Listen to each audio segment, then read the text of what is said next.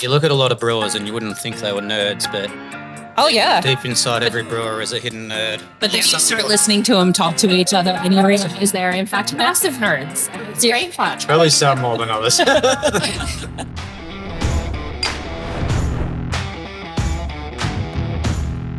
Welcome everyone to another episode of A Beer with the Brewer. And a special one today. I'm joined by two very special guests. How are we, ladies? Excellent. I'm very well, thank you. So we've got Danielle joining us again for your second show. Wow, you invited me back. Well, you must have done so well that you got another Guernsey on the podcast. Oh, here we go. So welcome back. And Joss, thanks for coming in, Pleasure. making your debut. Yes, on this one it is. Yeah, I haven't done any of the beers with you yet. No, so Very exciting. very excited. Thanks for coming in. So we've got another nice, warm, balmy Queensland day. Not quite as warm as we had the last time, but definitely still Probably balmy. not far off it. Yeah. So we're here today to have a chat about our latest beer release, the Pink Sherbet Sour Ale. Yes. So we brewed this one recently and released it on Wednesday for International Women's Day. Did. So Danielle, you were part of the brew. I was. It was very exciting Yeah. to come down and actually be part of that process and see what happens behind the scenes. So the magic happened. Oh yeah, the magic, absolutely, and the chemistry and the science, and oh wow, it's something to see, something that I think I'm not suited for either. Why do you say that? Oh, it's just like, yes, I'm a bookkeeper and I have maths, but oh wow, that's just a whole nother level of, timing and levels and knowing what has to go into what. So yeah, hats off. You look at a lot of brewers and you wouldn't think they were nerds, but Oh yeah. deep inside every brewer is a hidden nerd. But then you start listening to them talk to each other and you realize they're, in fact, massive nerds. And it's great fun. Probably some more than others. Anyway, let's crack the beer open. It's all about the skills of pouring. There you Don't go worry. for the nice brewers. That's got a gorgeous color. This color's really, really bright. Beautiful. Cheers. Cheers. I'm working on it. Yeah. Yes. Yes. So Joss, a little bit about yourself before we delve too far into the beer. Before I drink too much of it and can't talk anymore. Well, it's only 3.5, so you should be. Oh, that's Should be perfect. all right. Excellent. So we're just saying off camera, you've been in Australia for 12 years now. 12 years, yeah.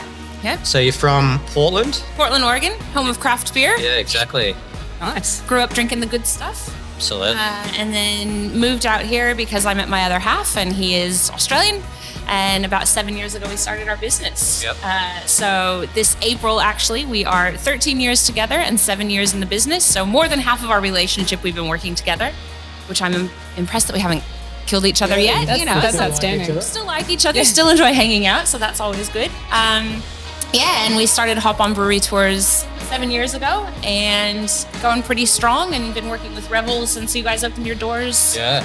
So over 7 years, you would have seen the beer industry grow a fair bit in Queensland. Absolutely. We started with 6 breweries and now there are over 30 that we work with just in Brisbane and the Brisbane region, plus all the ones on the Gold Coast when we run our tours down there. Yeah, that's crazy, isn't it? 6. So it's a fair bit of growth in the last. Yeah, it's crazy. Only a few have shut their doors, mainly because either the buildings got bought or somewhere like Newstead that it's just consolidating into the one location. So that's a bit sad for us because Newstead was the very first stop on our very first tour that we ever did. So yeah, Doggett Street. So the fact that that's turning into working title though is really exciting. And yeah. Pretty close ties there still with Newstead. Yeah, absolutely. Yeah. Absolutely. So I'm sure once it opens at working title, it'll be pretty cool to check out. Oh, Some yeah. And pretty cool beers over there. yeah, they'll be doing some interesting things. So always fun to showcase.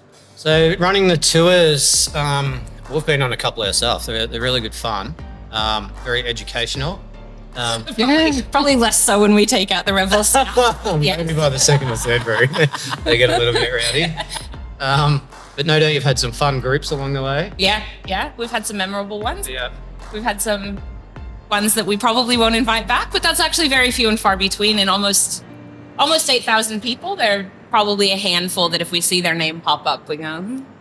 But for the most part, everybody's really good. You hear some interesting things after people have been drinking all day. So everything in the background from people talking about alien invasions and who built the pyramids, to real estate property prices, to politics, and just things that after people have been drinking for 6 hours, you go, this is the discussion that you're having right now? Like, it's not really what you think, but it's quite interesting to hear and to be a part of, and particularly Bucks parties, because they start to get all the stories as the night goes on of, the stupid things that the Buck has done, and kind of feel like a part of it at the end. So, yep. Yeah, it's great fun.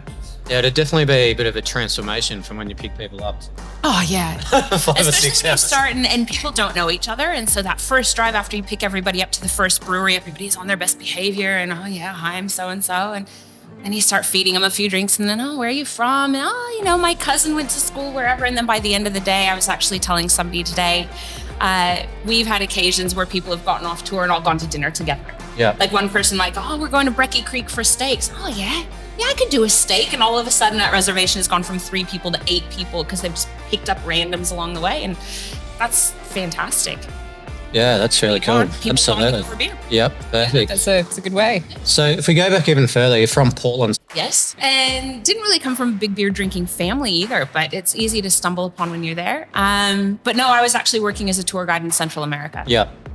Cool. Not doing beer tours, just doing regular tourism tours. And Matt was on my last tour. So we met and hit it off and pretty much just knew straight away. Oh, there you go. 5 weeks later, he bought me a ticket to Australia. Oh, Yeah. what a story, hey? I know. And now he can't get rid of me because I'm a permanent resident. So, You're pretty much an Aussie now. yeah, exactly. But yeah, it was a great education. One of my best friends, actually, her boyfriend at the time at uni was a home brewer. And he worked for a brewery up there and wrote a lot of articles about beer and stuff. So he was definitely the first one to really get me into good stuff. There's actually a really great video that I recently found of, I was probably about 20 and I think I was home from uni just for summer and had a party, and so there was leftover stuff in the fridge, and there's literally video of me pulling out an IPA going, oh, IPA, I don't really like those, and putting it back in, and now IPA is my preferred style of beer, and it's just so funny. I'm like, oh, time changes everything. Yeah. Tastes mature as well. Yes, right? absolutely, Yeah. absolutely. Oh, and there's so much more variety now with IPAs as well. Yeah. It's like the bitter, quite aggressive beer. Which I'm still a fan of. That's fine, but no, we do talk about that a lot on tour because IPA doesn't really mean anything anymore. Yeah, it's just it's such a broad, West Coast, East Coast, hazy, this, that. So trying to break people's perceptions of that as well is really big. So they think that they don't like it, and there's this prejudice, oh, it's too bitter or it's too, aggressive or high in alcohol. And to start breaking that down and putting something like a hazy East Coast and, a white IPA or red IPA, and really starting to understand that there's so much more to just saying IPA than just a big dank West Coast. Yeah, exactly. It's, to a degree, it's become a lot like IPAs almost, if you look at like a red wine, and then there's all these different variants of it. Yeah. Yeah, it's crazy. Yeah, such a development. So we're just talking off camera as well. We've just done a bit of beer judging. So you're heavily involved now in running the Queensland Beer Awards and also the Indies. Yes. Yeah, so tell us about how you first got into that. And why? Why? Doing it? Doing with beer judges. Beer judges are easy to deal with, actually. No, I got into it just by stewarding. So Matt and I probably stewarded about 7 years ago when it was the CBIA. Yeah. And just as a good introduction to the industry and to get a chance to meet people and try some beers. And we had just started the tour, so we were really, really green and didn't know anybody. And the following year went back, and I remember doing it again, but by that point we had met people. So kind of big names in the industry, people like Scotty Hargrave and Brennan Fielding, who, because I was kind of the only person that they knew by name, I kind of got singled out when it came to needing a top up or needing water or needing cheese, whatever it was. And I loved it. It's something so You always different. need more cheese. Always need more cheese. Yes, we found that. Judges do like cheese. Just not sweaty cheese as Lockie particularly posted. in Queensland when it's humid like this. Yeah, you get it's to pretty gross. At 10:30, 11 in the morning, it starts to break out its first beads. I know. We try and avoid it. But, No, so yeah, I just kind of stuck with that, and then was helping out at the Royal Queensland, and Pete Mitchum Yeah. was meant to be the chief steward, and he and I had been chatting about me kind of shadowing him and learning the role. And this was, just post-COVID, and so Victorians were still not allowed in Queensland, and so I got a text about 2 weeks before the awards, Royal Queensland, saying, "You're up," and I went, "Okay." And I'm good at being bossy, and I'm good at being loud, and so those two things make for a pretty good base for the getting into the stewarding. And I did look at going into the judging side of things, but the judging is so serious. For a bunch of nerdy larrikins, a bunch of brewers together get very, very serious when they're judging beer. Yeah, that's right. I understand you want to give every beer its due. So yeah, I just look after the stewards in the back and make sure that everybody's happy and Yep. that the judges are getting their beers. And then Cheers. and that rolled into the Indies just by way of when the Indies were held here, again because of COVID, Queensland being pretty much the only open state. They contacted the girl who ran the Queensland Beer Awards, and they put my name forward, and that was that. So now I'm The Indies last year was down in Victoria. yeah. So I think if I recall, it was a nice 14-degree day or something. It was beautiful. Everybody Coming loved sideways. their hoodies that they got as their gift for the Indies. So the cheese wasn't sweating on that day, that's for sure. You or the Brewers might have been. No, it was lovely. And then we've got BrewCon and the Indies up here again this year, so no doubt you'll be involved again. Yes. I've been helping scope out the sites and get that organized for where that's going to be held, which I don't think has been announced yet. And just, starting to get the ball rolling on that and make sure that we have everything we need. So a bit of logistics to it, but once you've done it once or twice, you kind of have that floor plan of what you need to hire, how to make it run smoothly. Yeah, awesome. Oh, Quite a progression from starting a hop on, hop off brewery tour to now having all these doors open for you. Yeah, well, it's something that I really love because it is so different, and it does give me the chance to continue to meet people, which for me is really it's one of the things I love. And Yep. and not just within the Queensland beer industry, but the wider industry. And it's still, it shocks me actually when I was at Indies in Melbourne and I was talking to Ben Krause from Bridge Road.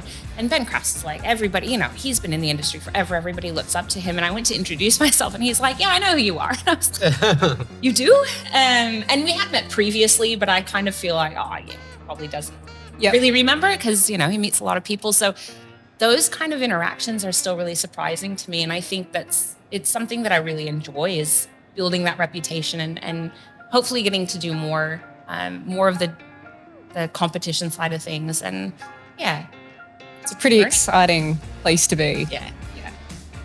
And it's a good industry, so. oh, it's fun. Yeah. Can I ask you if you have any favourite or not so favourite, maybe not so favourite breweries to visit, other than Revel? Other than Revel, make the best brown that I've ever had. And you guys just brewed it again the other Literally day. fermenting behind us. Yeah, I did see that. I think people ask that a lot on tour, and I think it's a really hard one to answer because it kind of depends on the mood, and it kind of depends what they have on tap. So, I mean, we visit pretty much all of the breweries around, whether it's going to Milton Common just to hang out with Jimmy and Jordy and, kind of talk crap with them, or going to somewhere like Stone and Wood, which is in this beautiful heritage-listed building.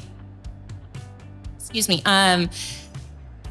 There's you kind of feel like home everywhere you go. So much of it has to do with the team. Because people always say, what's your favorite beer and where do you like to go? And you go, well, I literally have a favorite beer every single venue that we go to. And it just depends. If you're going to something in the Valley, we go to a lot of shows. So we'll always swing by Soapbox and sit there and have a beer with Luke. So it just kind of depends, I guess, what you're in the mood for. Go play trivia down at Maddock. Yeah, cool. All right, so Danielle, back to the beer. Mm-hmm. What do you think? Come out all right? I think it's come out really well. I think we were talking about this off camera, but from my point of view, I think for ladies out there that maybe enjoy a beer, that maybe also enjoy the rosé wine, the sparkling wine, this is a really good combination. Like that lovely summery, fruity drink of a summer afternoon. Like it's just the perfect description, really. And yeah, it's I'm getting the raspberries coming through. It's refreshing. There is that slight, I guess, bitterness of the sour Yeah. too. Yeah, no, it's a great beer. I love it, and it was fun to be a part of it as well. So we come up with this idea a little while ago, and thought it'd be a good one to make. Yeah. And then often I get thrown these beers and I'm like, how the hell am I actually going to make that flavour? And then I'm like, Google sherbet, and it's literally like whiz-fizz and sugar, basically. Okay. Yep. And for anyone that knows about brewing, you put sugar and it just ferments. It does. So it's not going to leave any flavour. So I thought, how are we actually going to give this beer some flavour? So that's where the raspberry came from. Okay. So we chucked in 100 odd kilos of raspberry into it goes into the fermenter. Mm-hmm. So it does ferment out the fructose or the sugar in the fruit, Yep. but then it leaves a lot of the flavoured. Yep. And then it's also got lactose. Can I ask? Good no. You should know. Anyway. Yeah. I think Dean brewed this one. Dean was involved on the brew day, so yep. Dean was It says raspberries and cotton candy. Oh, cotton candy, yes. So cotton What's candy cotton is candy? the flavour that we put in there. Okay. So you didn't put any sherbet. It's house-made sherbet. Okay. Yeah. So raspberry and cotton candy. Okay. Sherbet. Yeah. And then it's come out the beautiful sort of almost pink colour. Yeah, that gorgeous. hue is amazing. Yeah. Yeah. So that's my magic ingredient I put in these beers. I thought that you might have actually just chucked in whiz fizz, and I can only imagine that would have. It's like when you put in Mentos and Coke, that it just would have gone everywhere. Yeah. I was Standing wondering on about the top, just open it up with fist. buy it in bulk. Yeah. People have done it before, Yeah, it's normally it's the assistant brewer or someone that has to do all those less fun jobs. Yeah. We've made plenty of beers like that though, where you're throwing in weird and wonderful ingredients. So you have to work out how you get them in and then also out of the tank. That would be a Often out is harder than getting them in the first place. Mm. The tank's got a port, I don't know, 4 inches big, so you can get quite a bit of stuff in there. And the one on the bottom's only 1.5, so trying to get out various things you put in the beer to flavour it can be fun. It is. There is quite a process involved with making a beer, and that's something I definitely discovered just by being involved in that portion of the brew day. Yeah. And there were a few girls that came and did that, weren't there? A few It was, yeah. like women from Revel. Yeah. Yeah. Yeah, it was, and it was fun. It was fun because I don't work here in the brewery as such, so being able to come along and meet those other girls as well, and actually just have fun together, it was a really wonderful, wonderful day. And I think that happened because of it being released around International Women's Day as well, which is a really good way to celebrate Absolutely. International Women's Day, especially like in the workplace too. So. Yeah, and I think that's kind of what is in the blurb on this can. Yeah, well, that's part of the reason we did it. We wanted to do something for International Women's Day. As of yet, we don't have any female brewers, but that's something we'd like to do in the Absolutely. future. But it's obviously more than just being a brewer in the brewery. So Yes. lots of women involved in the business, like Joss, that are heavily involved in the industry. So I guess it's just our little sort of tribute to Yes. all the women out there. It was wonderful. Thank you. Which is nice. I'm glad it's sort of come together well. Had a bit of fun doing it. It's Absolutely. really, really easy to drink. Like this beer is very, very clean. It doesn't leave any residual, like it's not overly sweet. It's not overly tart. It's very, very, very easy to drink Yes. on a hot day in particular. And I could easily imagine sitting back and back a few of these. Sweaty day. Because it's just clean. You can come into a lot of sours that are overly sour, that are very kind of face puckering, that you drink it and you go, holy crap, I'm only gonna have one of those. But to have something that balances out so well, it's not overly acidic or anything, like it's really well done. Yeah, Kudos. The process for doing the souring part is pretty much the same every time. Pretty repeatable process. You guys kettle sour? Or do Yeah, you we use kettle Philly sour. Kettle sour. So we do the brew up until the whirlpool stage. Put in the sour culture. The way I do it, we actually keep the culture. It's almost like making bread or something. Keep your sourdough culture. Pump it into the whirlpool and we leave it overnight. It's not that all it needs is overnight. If the culture is healthy, yes. Okay. In the early stages, when you've only used it once or twice, it might take 48 hours. Yep. Generally, doesn't take, But it needs to be at the right temperature for it to work. But it's amazing. And then You'll rue the day when it doesn't, and you'll look back on this podcast and go, that's what jinxed it. That's why it doesn't work. jinx the sour culture. But yeah, it's a form of lactobacillus. So it's actually, if we then boil it again, which actually deactivates and kills it. But if you left it live, it's the same bacteria that's in IBS tablet. So it would actually be good for you. See? Even better than just the fruit. So not only is it refreshing, it's a health drink. I've read that hop oil is good for IBS as well, actually. Yeah, So okay. there you go. Yeah. You're creating a health product. Yeah, I'll go with that. Asterisk, not really a health product. Don't take. I'm not qualified to make that decision. Awesome. Oh, ladies, I think that's probably about it. Thanks very much for coming in, having a chat about the beer. Thanks, Joss, for giving us a bit about your story. You want to taste the beer with us? Thank you so much for the invitation. I feel very honored. Sure. Anyone that's been involved in the beer industry has seen you around. Or heard me. You can't forget his accent. So as we were discussing, 12 years and I still sound like this. So my other half, Matt, says that's how people remember you because he goes, oh, you know, there are a lot of Matts in the industry and there's a lot of Australian guys. Yeah. And he goes, but people always remember you. And I go, no. And he goes, listen to you because they always remember you. Well, there you go. You have to have something that sets you I apart. must say, when we're doing the judging last week, it's petitioned off where all the stewards are behind. The judges aren't allowed to see. But you can always hear Joss directing the stewards. And we want to be on our best behaviour so we don't get told off. That's why, I that's why it's all told my so, brewer that I was scary. And I was like, I'm not scary, I promise. I think that's why we're all so serious. We don't want to get in trouble. Not going to happen. Awesome. Awesome. Thanks All right. so much, Cheers. Matty. Cheers. No worries. Thank you. Cheers, guys. This beer is now available on tap and in all good bottle shops. Enjoy. Enjoy.